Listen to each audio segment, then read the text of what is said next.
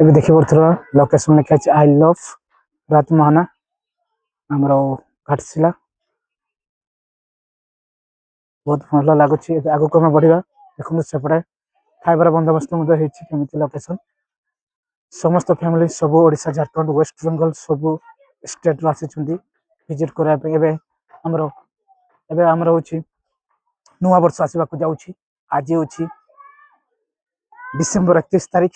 ଆସନ୍ତାକାଲି ଆମର ନୂଆ ବର୍ଷ ହେବାକୁ ଯାଉଛି। କିନ୍ତୁ ଆଜି ମୁଁ ପୂର୍ବରୁ ଆସିଛି ଯେପନ ରିସୋର୍ଟ ଲୋକେସନ ଦେଖ ଏଗୁଟା ସବୁ କାଠର ମୂର୍ତ୍ତି ଚିତ୍ର ହେଇଛି। ଦେଖିପାରୁଥିବେ ବହୁତ ଭଲ ହେଇଛି ସୌନ୍ଦର୍ଯ୍ୟ।